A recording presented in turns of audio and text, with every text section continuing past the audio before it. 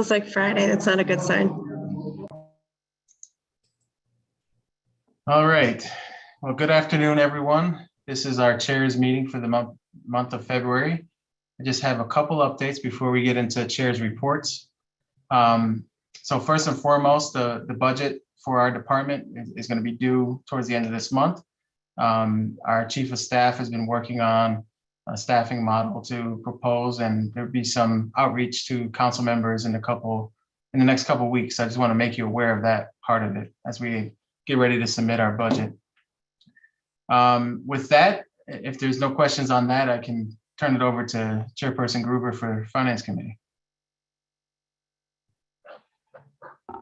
Sure. Had a good meeting with the administration. Appreciate Katie sending out notes. And I guess the only thing I really wanted to have a discussion about, and Miguel, you can help facilitate this to the extent that you'd like to, is we need to find a way for each council member individually, the entire council as a body, to demonstrate some budget priorities to the administration. In years past, and I guess I'll say this for the sake of the two new council members, just for a sense of scheduling. Of course, this is my first time being Finance Committee Chair, so I'm learning a bit as we go too, but just a couple weeks ago, the administration sent out a notification to each commissioner, each department lead, to essentially state what they need from them in terms of their budget proposal. And then the Office of Budget Management kind of weaves all those together and puts together a budget proposal for us to look at by, I believe the proposed date of its release is May 13th at this point, upon which we get an analysis from our council office that we can talk about in a bit if James and Katie would like to. We then have budget hearings, and then we vote on the budget in June. So even though we don't vote on the budget until June, and it's currently only February 7th, the time is still now for us to put together our proposals and priorities to the administration.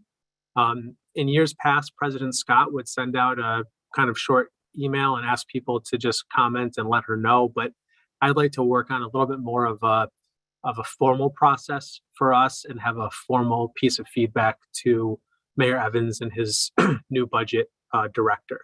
So Miguel, I don't know if that's something you want to talk about now, or if you want it to be a meeting that we have specifically related to this, or if you want there to be an email form. What are your thoughts on that?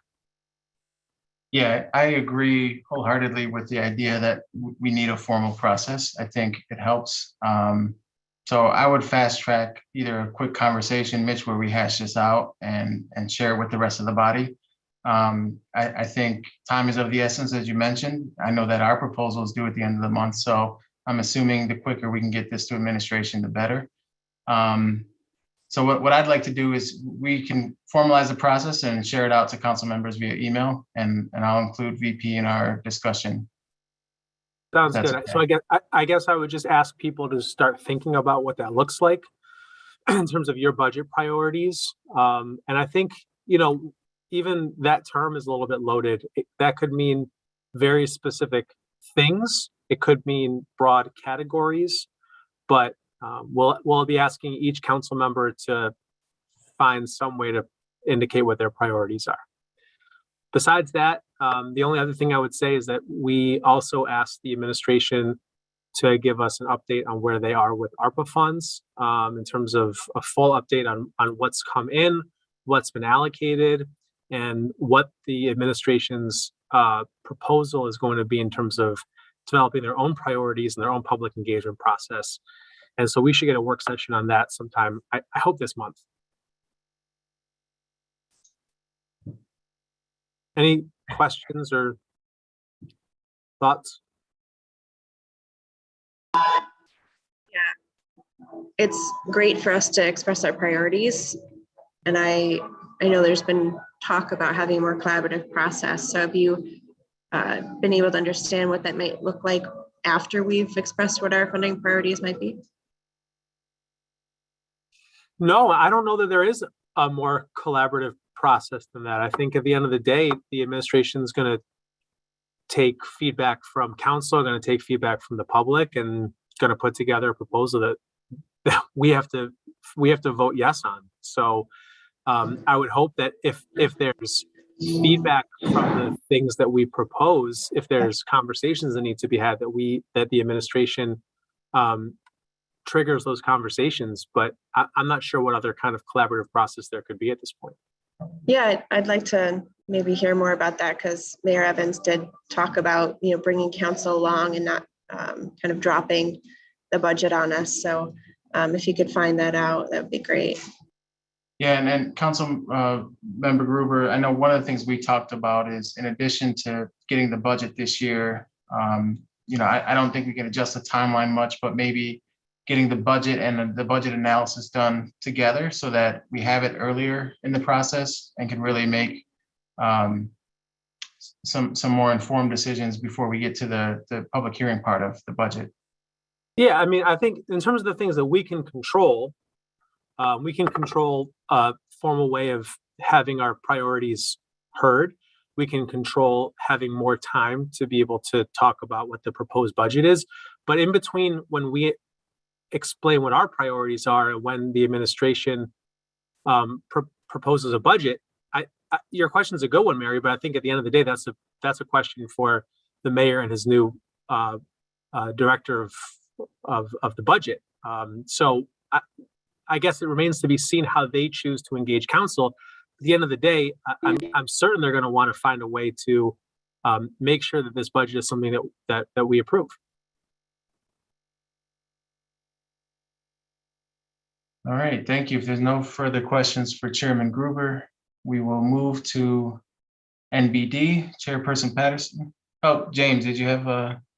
Well, no, I did. What I want to, the budget process is very well down the tracks right now, as far as, you're talking about what council would like to see as their priorities and kind of putting your thumbprints on the budget as members of city council. So I think one of the things that, Mitch, you may want to, contemplate is doing some of that now with a budget the process is well underway. But then, as crazy as it sounds, in July, right after the new budget goes in place, to start having the conversations with the administration about that process. Because, we used to joke, the budget passed and it goes into effect on July 1st, and the new budget process starts that same day. And Yeah. It kind of is the case. So, I think, that would be, and then the other side of asking the staff, as far as our analysis, being able to embed a bit and having budget bring us into their confidence on the assumptions that are underlying the work that they're doing, but also an understanding of what you want that analysis to look like. Because in the past, it's been sort of almost packaging of the budget itself with some clarity on things that have changed from one year to the next. And I just want to make sure we are giving you, as given the resources we have on the staff side, that we're giving you the analysis that you want. Yeah, I think those are both great points, James. I mean, frankly, I would have loved to change the scheduling of the how the budgeting process was done. By the time I was budget chair, the process, to your point, it was already underway. So I agree. Certainly, making sure that we change the process and timeline moving forward. In terms of the budget analysis, I would leave that really to be a conversation that you and Katie can have with council members about what analysis has been useful and what they'd like to see this year. I'm certainly happy to give some insight, but at the end of the day, I do think it depends upon what our council staff is able to really deliver on. There's a lot of different ways to shape it. So are those conversations you can have with council members, or do you want to try to do that for the chairs? Okay. I have a meeting with one member of council tomorrow, so I'll bring that up with her when we meet. Okay, thanks. Okay, Chairperson Patterson, NBD. Okay, so folks, nothing new, crazy, wild going on in NBD this month. Our typical workload, we're selling real estate, we're buying real estate. I'd encourage folks to take a look at the licensing, the changes that are being proposed around plumbing and electrical. Nothing crazy, but give it a read. Really nothing too heavy. Everybody's got the notes, so you know what we were talking about at the meeting. Any questions, comments, or concerns? Okay. All right. Thank you very much. Chairperson Peel, the Parks and Public Works Committee update. Yeah, it's been I think after having conversations with multiple council members, we can say that's kind of a rocky start for plowing, both on the streets and on sidewalks. I think the people of Rochester are not happy either. So that's what I reached out to Commissioner Perrin about today, seeing if we can get together a work session, because I think that there's some questions to be had, and I want to make sure that we're being more proactive about how do we tackle these kind of issues in the future, because a lot of things are just missing. How do we handle bus stops, RTS bus stops? How are we handling the snow hills that pile up on the street corners when people can't see oncoming traffic? A lot of missed sidewalks on streets. So there's a lot of things that is not going well. And I would like to see what we can do together to try and think of ways to improve upon that. Driving through other areas outside of the city, it seems as if they've done a better job. So I'm gonna reach out to them and see if there's a difference in how they operate out there, and try and bring some solutions to the table. Another topic that was brought up was public bathrooms. I know that was brought up in the Speak to Council, which, you know, I do like to take those very seriously, because it takes a lot for constituents to actually sign up to speak to council. And when they do that, it means that it's impacted them quite a bit. And I know that's something that has hit Maplewood Park in particular as well, without having, you know, we got 2 different parks in Maplewood that neither of them have bathrooms. So I know that Karen St. Aubin stated that she's already been working on that, and she's going to get some things together, working with Council Member Smith and Vice President Lupien as well, to come up with actual solutions to the different areas that we could be looking at for public bathrooms. But if you have input on that, please let me know as well. And another thing we wanted to tackle heads up was the Rundell Library, the different phases that we have going on. Making sure that we're coming to City Council and understanding a full understanding of why we keep coming to the table and asking for more money. And before we get to that part, hey, let's be more proactive about why it is that we're getting to that, or what is actually changing, so that, you know, especially new council members, but, you know, I always felt kind of iffy about increasing budgets after the fact. And so I want to make sure that we're a little more proactive on that, and coming up with just in general more ideas to be more proactive about how to reimagine how we look at our communities and neighborhoods. Another thing was I would like to get from the council members, the district council members in particular, certain areas that in their district that they may want to look at for having like urban agriculture put there. It was brought up for Brewster Park in my neighborhood. It was just a big empty lot for no reason.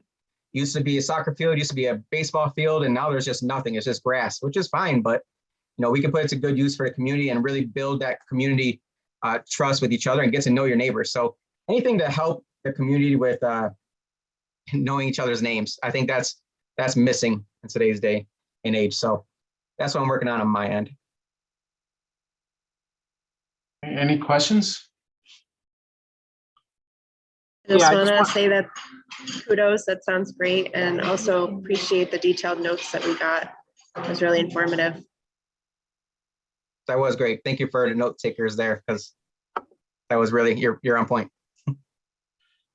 I just want to ask a question about the bathrooms downtown. I think those have been really informative comments from the community we've gotten for, I think, 2 consecutive meetings now.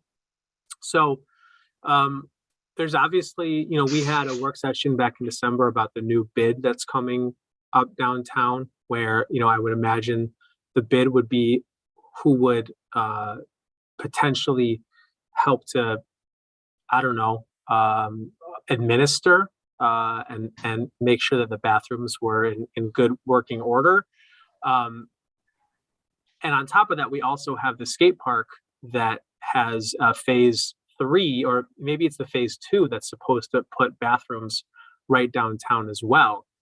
Have there been conversations, James? I don't know. Have you been able to have a conversation with the administration about that? I had asked just to get a quick gut check on timeline for the skate park. And any idea? I don't, but I also raised the broader issue of bathrooms that have been raised up in Washington Square Park. So I had that conversation with Josanne, and I know she's going to double back with me on it, so we can kind of include both of those things in it. Okay.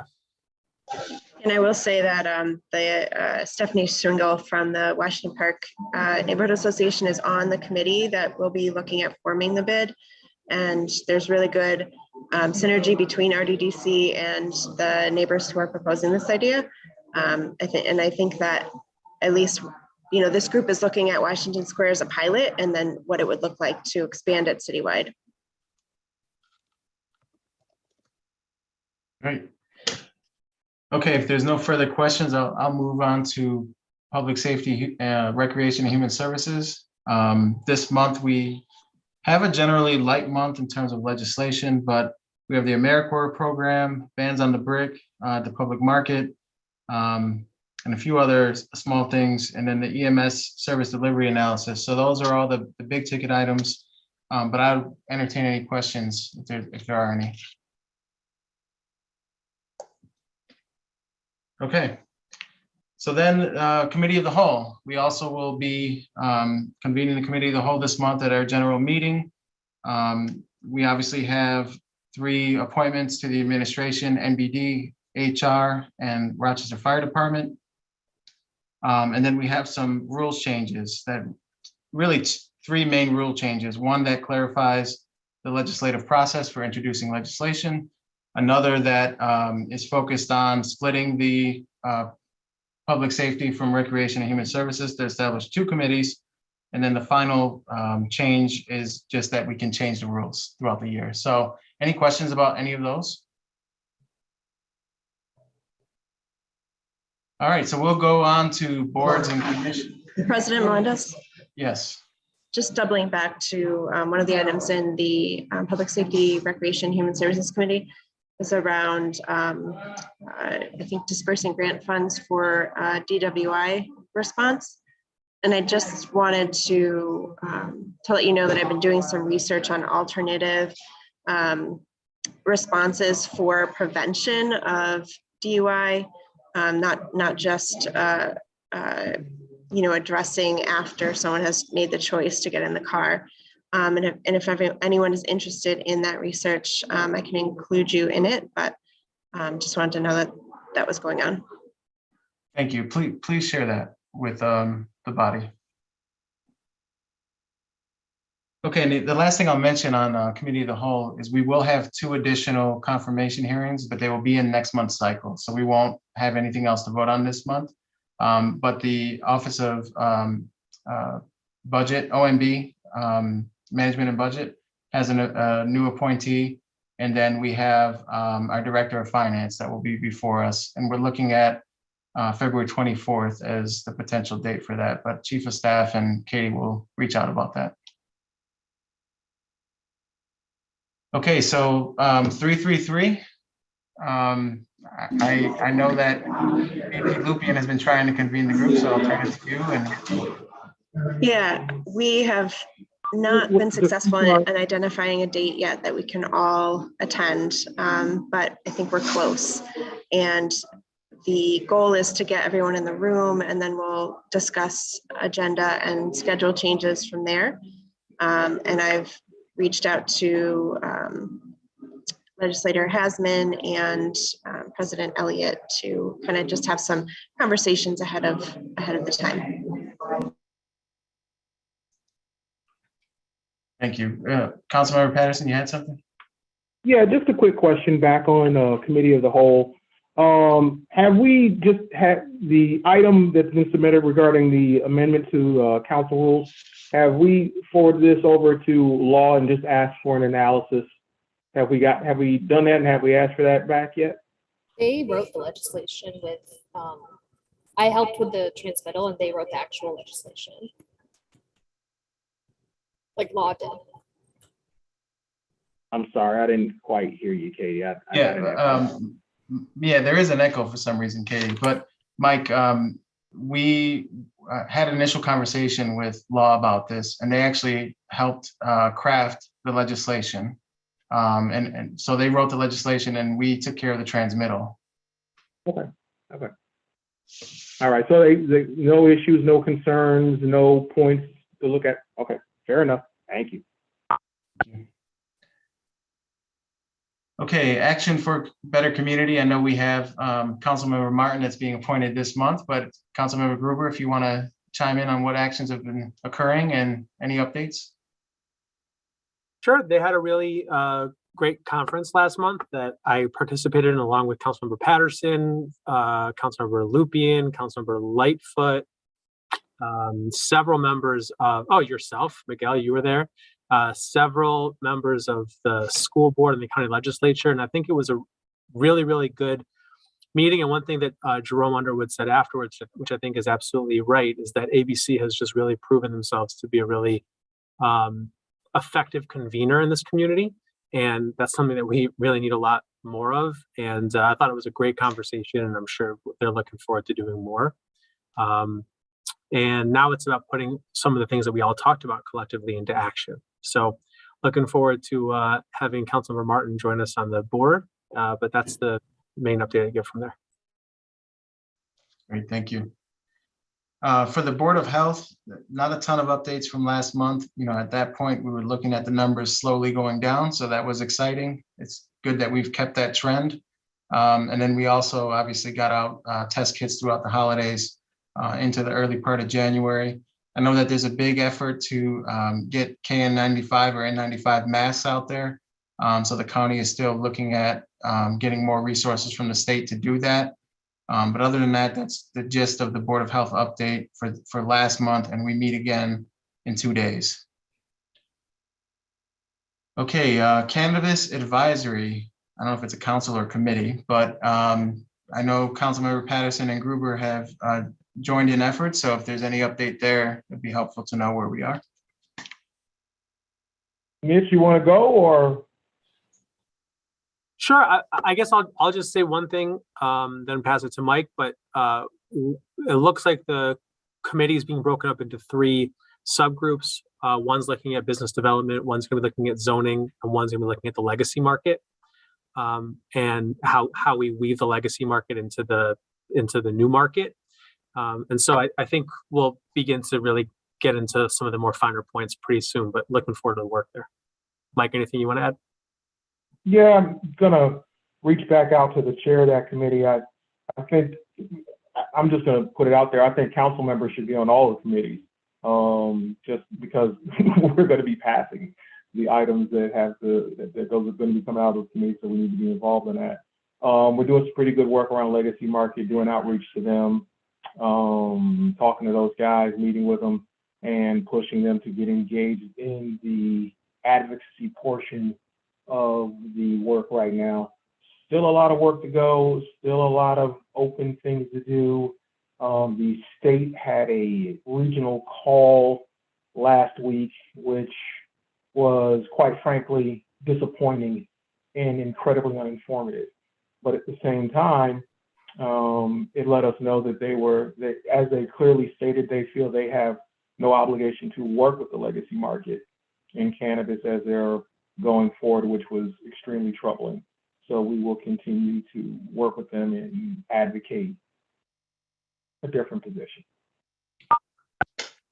Yeah, that is a bit disappointing that that's the position, especially when I think a lot of the movement around this was to ensure that those who were impacted the most were benefiting the most. So I appreciate the pushback on that.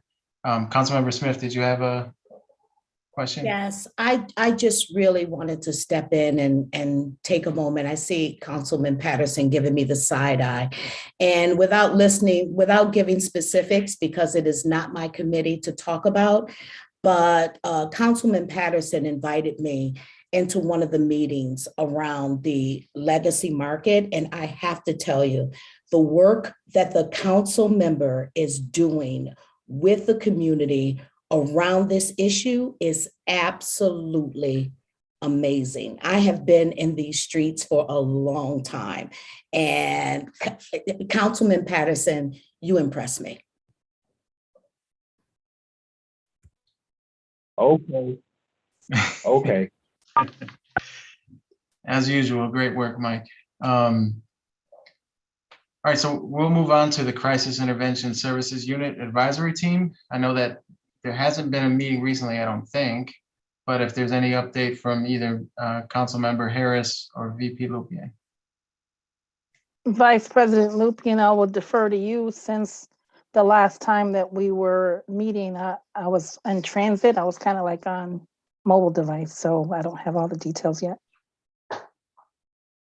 I don't believe we have had a meeting since our last chairs, if I'm mistaken, but I do know that, we've been getting some feedback from the community and working with the mayor and the PIC team to address some of those issues. I will say that I do know the last issues that was brought to us was that there was concerns that the PIC team was not being brought on the calls that they need to be brought on. The police is still responding to quite a bit of calls that meet the criteria, that should meet the criteria that PIC should be responding to. And that the new administration was going to be looking at that and working on ways to address that. We had thoughts that maybe the new CAD system kind of attribute to that, but there was suspicion that there was more than just that. So I know that the last conversation with Commissioner Soretto was that he was going to have his staff look at the data and get back to us. And we are waiting for the next meeting with the new commissioner. And I guess we have yet to confirm if the advisory meetings are going to continue with the same schedule now that the commissioner has changed, but we'll get back to you with that. Right, thank you. Okay, VP Lupien, you want to take on Indigenous Peoples Day and New American Advisory Council? Yes, and just to answer Councilmember Martin's question, the meetings had been quarterly for the Advisory Council. For the New Americans Council, I think there's been some conversations between the President Mullen. Oh, I'm sorry, New Americans Advisory Council. We met on the 2nd for the first meeting and had a lot of discussion about what the priorities for the group should be. And out of that discussion, 4 areas, not necessarily in order, but housing is number 1. But after that comes employment, mental health, and education, which also includes not only education of children, but education of adults in languages, in the language. And there are chairs identified for each of those priority areas, and we'll be forming committees to make suggestions on how we can make the experience better for New Americans in these areas. And then for the Indigenous Peoples Day Committee, I've had some conversations with President Melendez and our Chief of Staff, James Smith, who did work on this area when he was over in administration, but that at this point, we don't see any barriers to creating an Indigenous Peoples Day and celebrating that in the city of Rochester. And I believe we'll be moving some legislation to that effect in the next few months.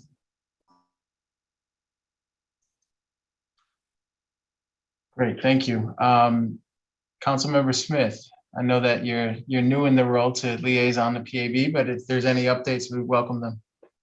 Great. So what I can tell you is I have had several meetings with the PAB, and one of them was sort of a 3-hour retreat where I am learning about their background, applying it to the charter, and just learning about how they plan to move forward. So I'm in the middle of a learning curve, but what I can also tell you is that we are scheduling a joint meeting with HR to talk about some of the new positions so that they can get to work. But what I can tell you about the PAB is it is amazing to me how committed they are to getting up and running and serving their community. Thank you for that. So I'll move it over to Councilmember Gruber again to talk about Peace Village. Yeah, Peace Village. I guess the update that I'll give there is that there have been some conversations for the first time in the history of Peace Village. From my understanding, there's actually been some conversations with the county about potentially working on funding some improvements at Peace Village that will make it more of a stable part of the continuum of housing services that we need to provide as a community, recognizing that it's always a bit of a song and a little bit of a balance to strike there, because no one's trying to create Peace Village into a permanent place for perpetuity, but making sure that it is, we know that there's people who are there. We want it to be as safe and as clean as possible for folks. There's been some good conversations with city, county, and also some of the social service organizations that do outreach there, including PCHO, MC Collaborative, et cetera. And hopefully there'll be some more than talk, there'll be a commitment that eventually, if there's money, we would have to ultimately approve. So if that feels like it's becoming a reality, I will of course bring it to council ASAP. But right now it's some good head nodding, which is some more than I've seen in the 3 years I've been working on this. Councilmember Gruber, there's Councilmember Smith. Yeah, I just have a question for Councilmember Gruber. So how often are those conversations happening, and how far are we into moving the dial? Depends what conversations you're talking about. There's a monthly Peace Village board meeting. And the county does have a role on that board. But in terms of conversations about actually doing some longer term improvements to the space, those are specific conversations that I have been trying to have with the county for a while that are just beginning to really take form. And those are not public conversations. Those are an opportunity to figure out if there's frankly, if there's an interest in the county to put some dollars towards this. And I will just tell you, Councilmember Smith, at the very beginning, when Peace Village was first established, it was the answer was clearly no. The county was not interested in being involved at the time. The county was not particularly supportive of the idea at the time. And it seems to me like there's been a little bit of a sea change, recognizing all the different things that are happening in terms of the unfortunate growth of the community of people who are facing homelessness right now. So again, I would imagine that these will either come to a head pretty soon. They will come to a head pretty soon. Whether affirmative or negative is a different question, but I'm hoping in the month of February we get some progress. And as soon as there's something that can be shared from the county's perspective, I'll make sure to let the body know. Thank you. And I know I look forward to those updates because it isn't getting any warmer outside. And, we know the weather that we've been having in the past month. And so I really worry about our chronically homeless. And that is the only encampment in Rochester for them. So I'm just really interested in those updates. So thank you, Councilman Gruber. Councilman Gruber, I have a question. Is there any talks in those circles or at the table about trying to find a way to prevent homelessness, like with the sanctions conversation with the county?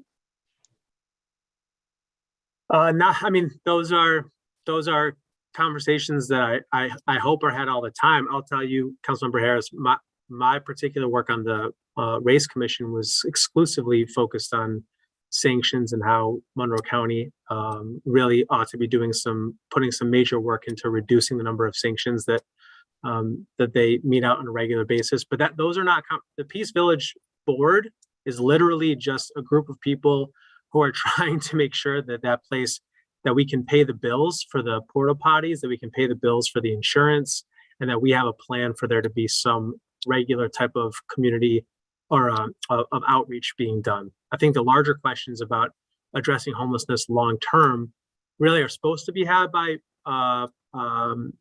PEH and the Continuum of Care and other places at the county, we can ask for a work session and some collaboration there, but those are different conversations than the ones we're having. Yeah, I'm just concerned that, we're not addressing, and I appreciate the work that you're doing there, but we're not addressing the sanctions that causes the homelessness. And this is more for the folks that are recently becoming homeless through the pandemic and some other challenges. The concern that I have is that, we've started, when I was at the county, we started having the conversations around sanctions, but it always deferred to the fact that the state is the one that administers the rules and the guidelines. And the county always says, hey, this is a state issue. So I think we need to have a bigger conversation, because if we can help adjust those sanctions, we can kind of change, we can kind of like make it where we can reduce the amount of homelessness that we have, trying to tackle those issues. Well, I would really hope that if what we talked about in the last council meeting related to having a race implementation team and some dollars behind some of this work, I would hope that sanctions are something that are really high on the agenda there. It's certainly an issue the city can't throw our hands up and say we have nothing to do with, but it ultimately needs to be driven by the county. So I totally agree, and we'll look forward to doing that work. If I might add really quickly, as part of the 333 conversations, I think this is also a space where this conversation can come up.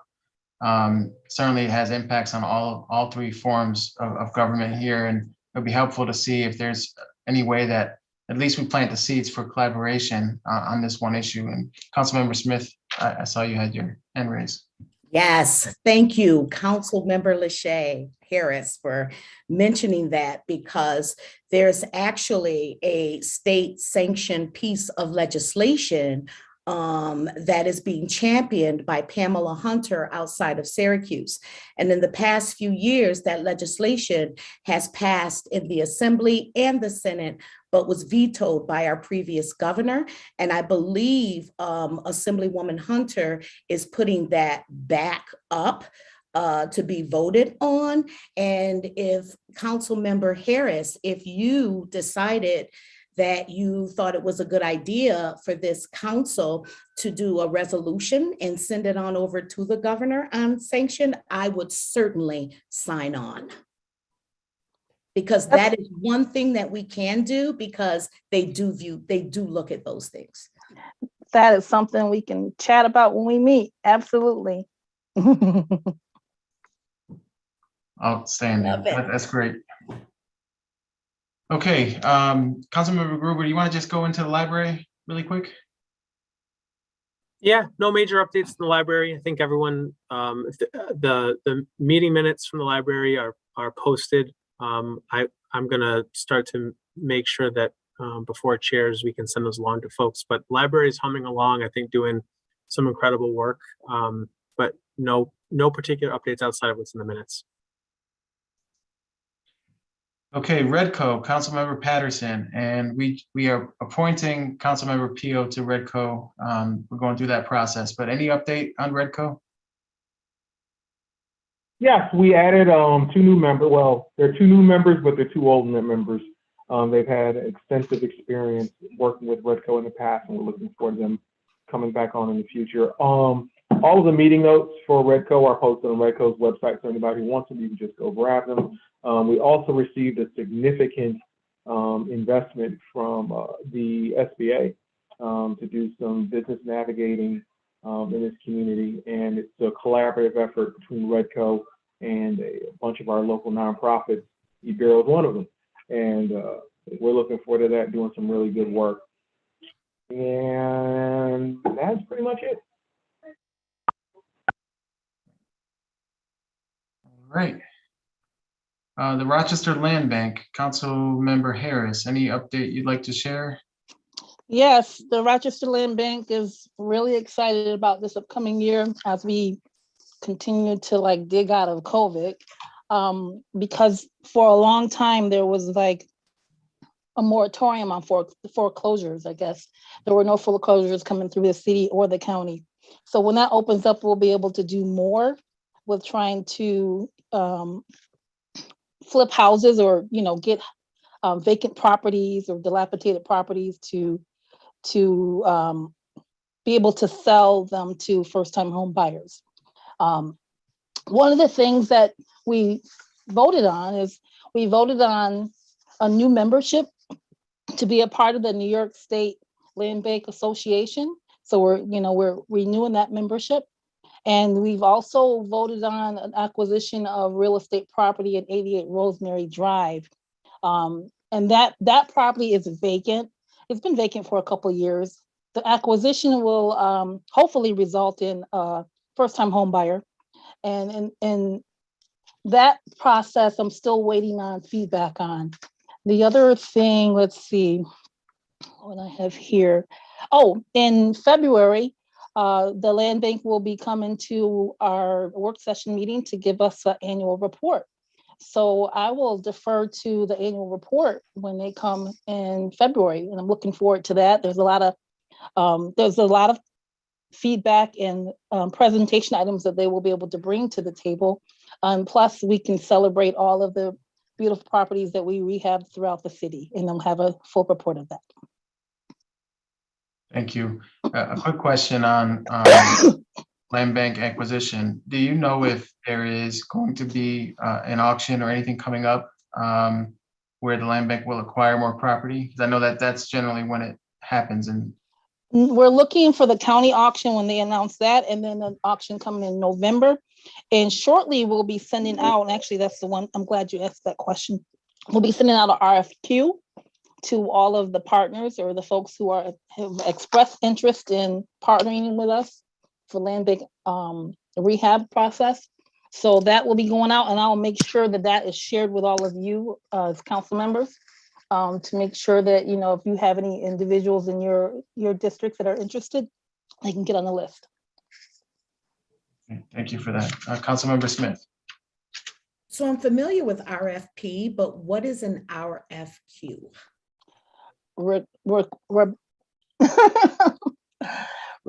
Request for I think it was qualifications. Sorry, RFQ. Yes, not request for proposal. Thank you. Okay. Convention Center, there's not a ton of updates. I will send around a presentation we received at the meeting last week. I think it was last week. They are starting to kick up their amount of events that are happening at the Convention Center, which is a great thing. It's a great sign. But certainly we're not anywhere near pre-COVID levels in terms of revenue and the amount of events that we're having downtown. Councilmember Patterson, is there a Ruby update?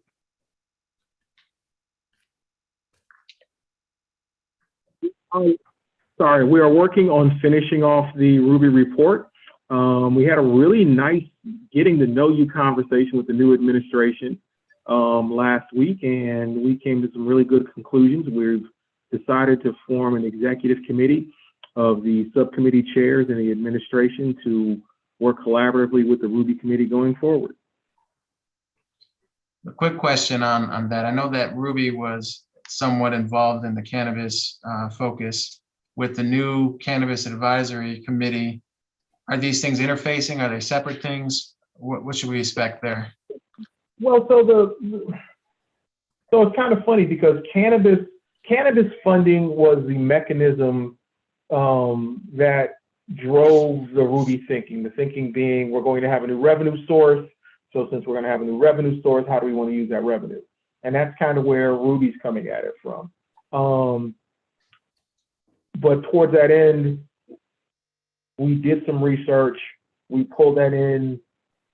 So there is a place for Ruby in the conversation.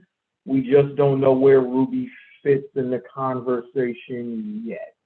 And I would just put it out there, it's not Ruby related and it's not cannabis related, but I am hoping that everybody saw the latest notification coming out that New York State did $1.6 billion in sales in the new online wagering space, and that apparently New York State is supposed to be getting 51% of the revenue. Now, I don't know if that's gross revenue or net revenue, but the real question is, what do we get as the city of Rochester? So, we James, we need to find that out, and that was in 1 month, ladies and gentlemen. That was in 1 month. That was my question. That's not yearly. 1 month. No, not a year. That was 1 month. Wow. So it's going to look, they got it popping over there. So I mean, that's good and not good at the same time. Well, you know, I don't gamble, but I'll spend their money. I don't recall the share plan on the gambling with city. It makes me wonder if there is one. I'm not sure that there was. That would be quite unfortunate if there is not. Because that's a great, especially since they're taking our residents' money. Yeah, well, they're giving it to them, but you know, I hear your point. Well, you know, thinking about the next item on the agenda is the anti-poverty initiative, and we have all this gambling money. I mean, yeah. So with that, I'll turn it to Councilmember Smith, who we've assigned to be our liaison to our MAPI initiative. Yeah, so I have attended 2 meetings with our MAPI. One, their housing committee, where they recently had a presentation on the Rochester market study, and should probably get those slides shared with all of you because it was an amazing study around the housing market. But I really do believe that our MAPI is in a position now, at least in their housing and policy committee, for laying the foundation on how they want to set priorities and how they will move forward. So that is what's happening on the housing committee front. But then on the policy committee, a very interesting presentation from the state governor's office from Ruth Ann, I'm going to chop up her last name, Vesnauskas. And she really gave a summary of the governor's executive report and the 9 priority areas that the governor laid out, with housing being one of them. And so there was a lot of questions that were posed to her regarding affordable housing, how we bring more of those units to Rochester, and of course, being more intentional about addressing homelessness. And as those slides and of both of those presentations are shared with me, then I will share it with council, because I think that there are lots of opportunities there for us to get involved. So that was Ruth Ann from HCR. Yes. Yeah, that is quite impressive that she gave you guys that presentation. She runs HCR. That's a big deal. I just so happened to be at that meeting too, and I'll say this, that the state is really willing and interested in engaging. And one of the suggestions was that Ruth Ann does a tour with us here in Rochester and talks through some of the housing issues that are specific to the Rochester market. And I think, you know, she's willing to take us up on that. Okay, Councilmember Martin, any update on the Monroe County Youth Board? No, we haven't had our first meeting yet, but when that happens, I will update you all. Great, thank you. Housing Trust Fund, there'll be some items that should come before council in the next, I'll say in the next 2 cycles probably. At this point, we're reviewing the RFPs or RFQs for the home ownership project that was before us a few months ago.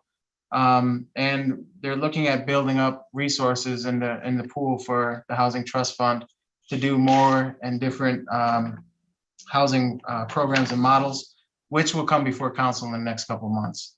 I know that one of those models is looking at doing a analysis and understanding of how or what it would take for us to introduce a TOPA type program here in Rochester. And there's some interest in doing a feasibility study in terms of what it will take to get that done. And then finally on our list, the Board of Ethics has not met in January and will not meet in February. So I'll have an appointee before the next meeting in March. And that's the general update. Any final questions, updates, concerns before we close? Actually, I was wondering if we could ask Councilmember Pio for an update on the City Sustainability Institute. I know it's not an official board, but I'm curious to the progress. For the what board? I'm sorry. The City Sustainability Institute. Oh, RMDCC. Long one there. So we were getting a lot of, it seemed as if some people were not kept in a loop with determining what we should be approving. We had a hard time with getting the job description out for the CEO position. They would not allow us to even post it on some certain locations because we were not considered we hadn't been approved for nonprofit status here or something. It was quite a few hurdles that we've been overcoming in the past couple of months. And one also was the loss of the TOPS building on Lake Avenue, which was a huge blow. We do have another location, but we haven't approved the lease yet because we need to get the numbers a little more tighter. A lot of us felt that some of the numbers were a little obscure. So we wanted to get right into the nitty gritty. We had a meeting last week where we dove deeper into understanding what was already put in place before some of us came on the board, what was in the legislation, what is included with what we have to report to the city to get the funding, because we don't have actually the funding yet. We have to approve things and then submit it to the city to get the funding for it. So the approving things first and foremost is what we're focusing on, and making sure that we have the right numbers to make sure that we are sustainable and that we're not just throwing a lot of money in sunk costs right at the beginning, but actually driving this to be a long-term sustainable operation, and how we're going to keep it sustainable after the first couple of years that we've received funding from the city with the ARPA funds. So we are diving deep into it and making sure that we are doing this the right way, which is something that I know a couple of council members have brought up, which I am glad to say that we are taking things a lot slower than what we had anticipated. So a lot of the questions a lot of the wrinkles are being ironed out as we speak. So I would say I would think within the next month, we should have the lease agreement locked down so that we can come to the city for the funding for that in particular. And then we can start with the working with the landlord for the build out. So a lot still happening. Thank you. Thank you. Thank you for asking. All right, with that, I think that will conclude our chairs meeting for the month, and we will have our council committee meetings on Thursday at 4:30 p.m.